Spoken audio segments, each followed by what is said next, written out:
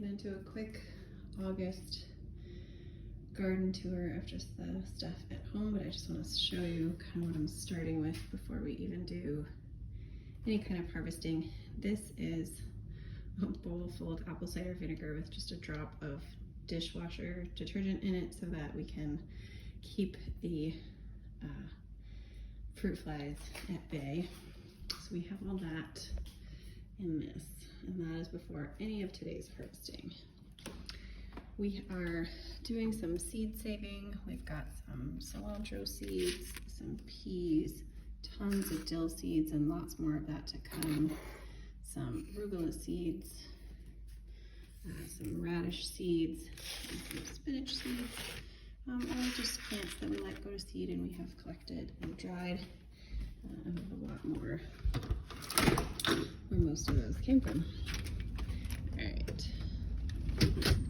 We're gonna start in the backyard.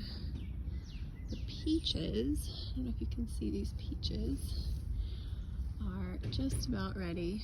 We did get some ant damage this year, so I'm gonna have to do, James Prigioni says we should spray them with kale and clay, and that'll keep a lot of the bug damage off. But there are lots of peaches on this little baby peach tree. We are super excited about that. All right, here is the chaos that is the main garden. Let's see if we can get back in this area. We clearly have this zucchini in here that's gonna need to get taken out. We have tons and tons of cherry tomatoes. These are a yellow variety. I have two yellow varieties. One's called Honeycomb and one is Sun Gold. Sun Gold is just about the sweetest cherry tomato that you've ever had. And then I have some super sweet 100s, which are a red variety. And this is just such a jungle. You can see that you have to like really move stuff around to see, but there's tons and tons of fruit in there. So these are the at-home tomatoes. There are only 9 or 10 plants here, which is not where the vast majority of the stuff from that counter came from. A lot of those are from the far garden, which is basically just tomatoes and a couple of pepper plants. The basil's doing okay.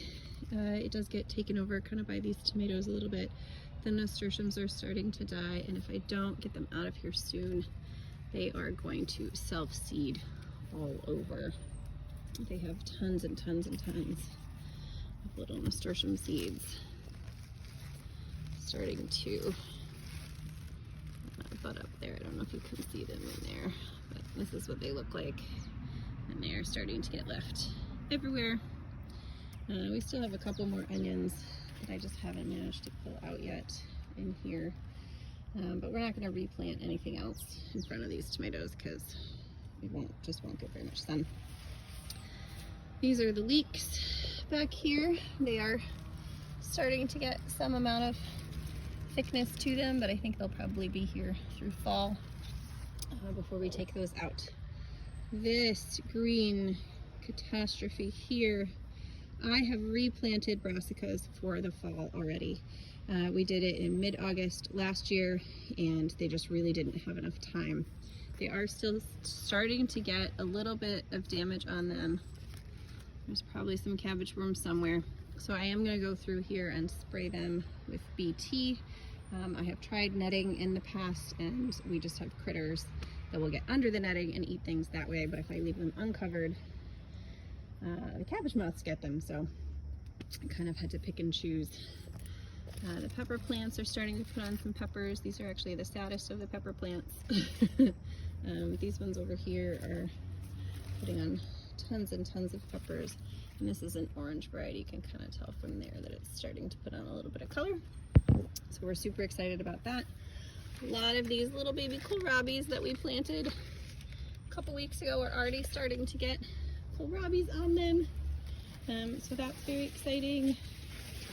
Again, more of those nasturtiums that are probably on their way out, but the bees have just been so happy with them that we've just kind of let them do their thing.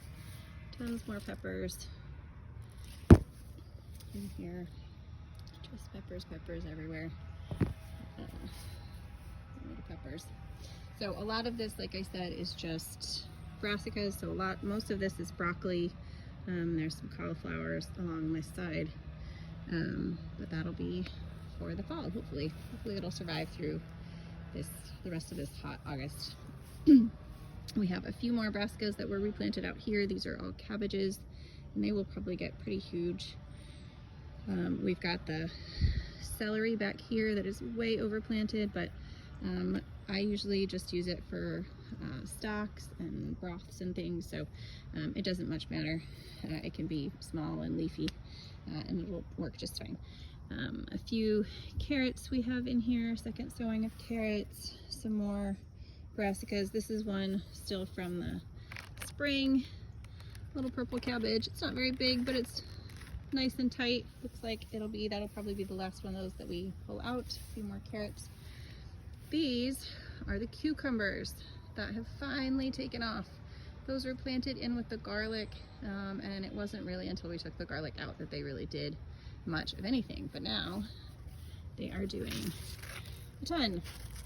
And we have lots and lots and lots of those that we're gonna have to get around to picking today as well. So cucumber season a little late for us this year, but it looks like it'll do just fine. And then this bed, again, we have a few more carrots that were planted a long time ago, but then the second succession of carrots. Like I said in the last video, this was supposed to be beans, but this is the only little bean plant that came up. So we planted carrots instead, and then we filled in all the little gaps again with just a few more of those fall cabbages.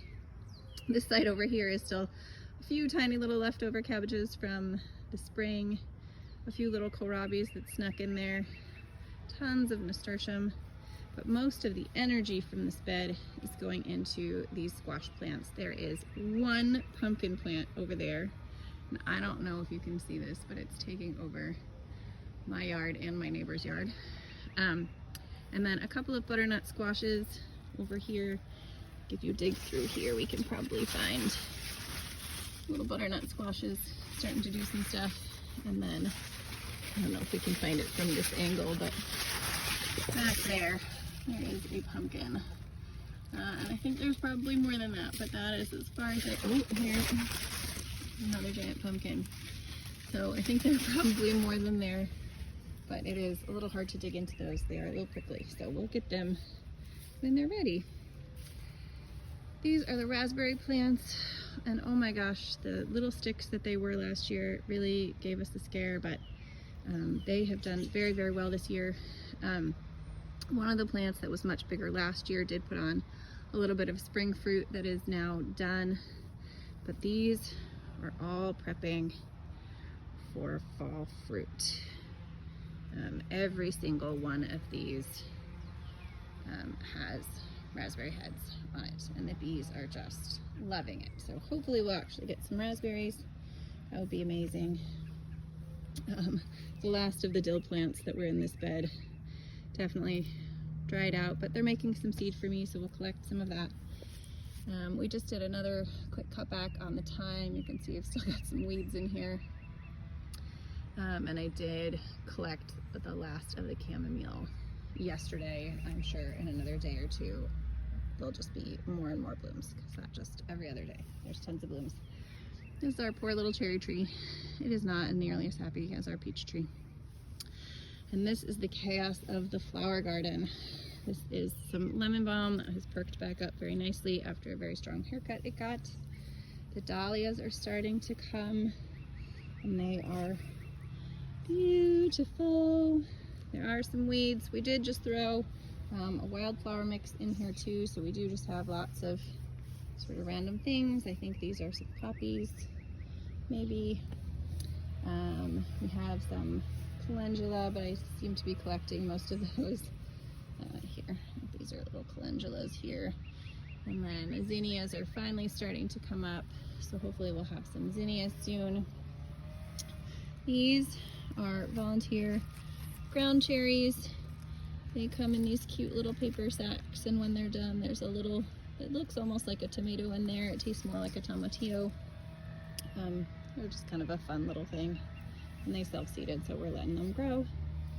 But most of the fun stuff in here was eaten back by bunnies about 6 times. So everything in here is a little delayed. But it's growing now and kind of wild. The cherry tree looks lovely. We never really got many cherries from it because it needs our other cherry tree to kind of perk up before we get much out of it. But that is the backyard. Let's see if we have anything. Front doesn't have much left that's exciting because the strawberry bed is done for the year. But let's go take a peek at it because the strawberries are putting on tons and tons of runners. And what I'm supposed to do is clip those runners. But I don't clip the runners, I just let them fill in the bed and make new strawberry plants for next year. I am nothing if not a lazy gardener. So this again is just all of that dill dried out and just waiting to be seeds for me. Most of it is pretty close, but not quite there yet. The sweet potatoes are recovering, so I'm letting them go. They also got eaten pretty hard by the bunnies a couple months ago, so I don't know that they're going to produce anything, but I'm going to give them a try. We did just collect all those herbs, so it was some sage and some lavender and some sweet mint and some chives and some oregano. I did just cut those all back to dehydrate. Again, just kind of some sweet potatoes.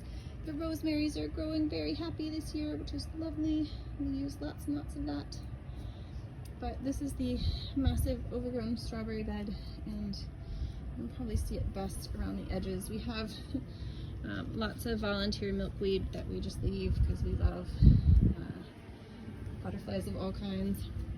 But these are the runners that the strawberry plants are putting off, and so we're just trying to tuck them back in to where they can find soil and maybe get themselves rooted. So these are a better example of where we have gotten them back to the soil, and they are pretty solidly in there. They've got their little roots down. So this one is just starting to put roots down. You can see the little roots right there.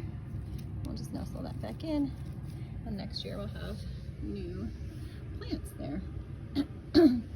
The blueberry plants did a pretty good job this year. We keep trying to plant a couple more at the end of this row, and every year they die. I think it just, the soil on this end just doesn't hold any moisture, and so they kind of fry. So we're just gonna have to dig out half that soil and just replace it with vermiculite and good compost, and hope for the best for next year. So that's it. That's the at-home garden.